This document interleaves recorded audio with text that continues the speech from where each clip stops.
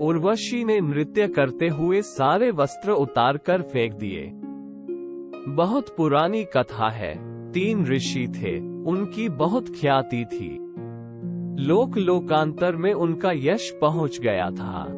इंद्र पीड़ित हो गया था उनके यश को देखकर, और इंद्र ने उर्वशी को, अपने उस गंधर्व नगर की श्रेष्ठतम अप्सरा को कहा, इन 3 ऋषियों को मैं निमंत्रित कर रहा हूँ अपने जन्मदिन पर। तू ऐसी कोशिश करना कि उन तीनों का चित्त विचलित हो जाए। उन 3 ऋषियों को आमंत्रित किया गया। वे 3 ऋषि इंद्र के नगर में उपस्थित हुए।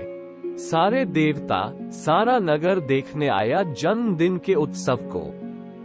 उर्वशी ऐसी सजी थी कि खुद इंद्र और देवता हैरान हो गए, जो उससे परिचित थे, भली भांति जानते थे।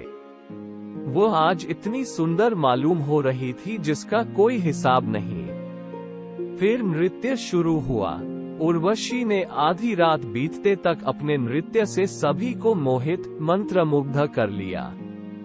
फिर जब रात गहरी होने लगी और लोगों पर नृत्य का नशा छाने लगा, तब उसने अपने अलंकार फेंकने शुरू कर दिए। फिर धीरे धीरे वस्त्र भी। एक ऋषि घबराया और चिल्लाया, उर्वशी बंद करो, ये तो सीमा के बाहर जाना है, यह नहीं देखा जा सकता।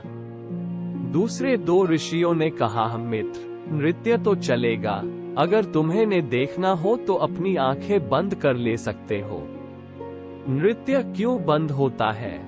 इतने लोग देखने को उत्सुक हैं, तुम्हारे अकेले के भयभीत होने से नृत्य बंद होने को नहीं।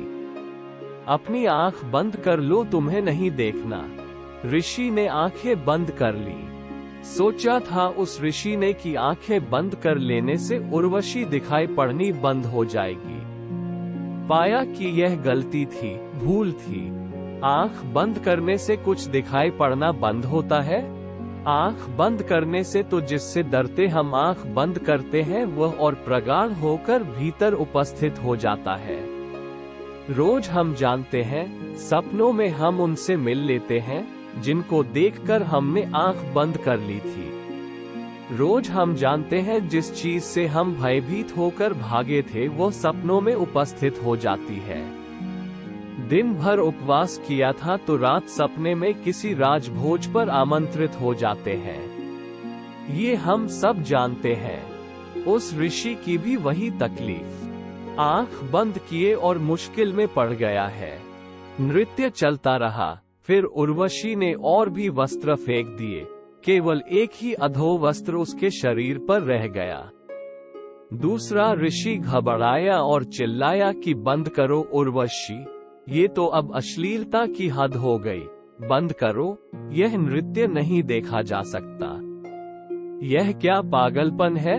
तीसरे ऋषि ने कहा, मित्र, तुम भी पहले जैसे ही हो। आंख बंद कर लो, नृत्य तो चलेगा। इतने लोग देखने को उत्सुक है, फिर मैं भी देखना चाहता हूँ। तुम आंख बंद कर लो, नृत्य बंद नहीं होगा। दूसरे ऋषि ने भी आंख बंद कर ली। आंख जब तक खुली थी तब तक उर्वशी एक वस्त्र पहने हुई थी। आंख बंद करते ही ऋषि ने पाया वो वस्त्र भी गिर गया। स्वाभाविक है, चित्त जिस चीज से भयभीत होता है उसी में ग्रसित हो जाता है। चित्त जिस चीज को निषेध करता है उसी में आकर्षित हो जाता है। फिर उर्वशी का नृत्य और आगे चला। उसने सारे वस्त्र फेंक दिए, वह नग्न हो गई। फिर उसके पास फेंकने को कुछ भी न बचा। वह तीसरा ऋषि बोला, उर्वशी, और भी कुछ फेंकने को हो तो फेंक दो, मैं आज पूरा ही देखने को तैयार हूँ। अब तो अपनी इस चमड़ी को भी फेंक दे, ताकि मैं और भी देख लूं कि और आगे क्या है। उर्वशी ने कहा, मैं हार गई आपसे। वह पैरों पर गिर पड़ी उस शिष्य के।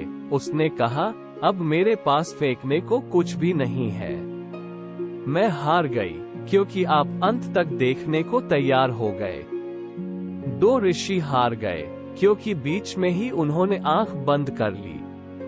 मैं हार गई, अब मेरे पास फेंकने को कुछ भी नहीं, और जिसने मुझे नग्न जान लिया अब उसके चित्त में जानने को भी कुछ शेष न रहा।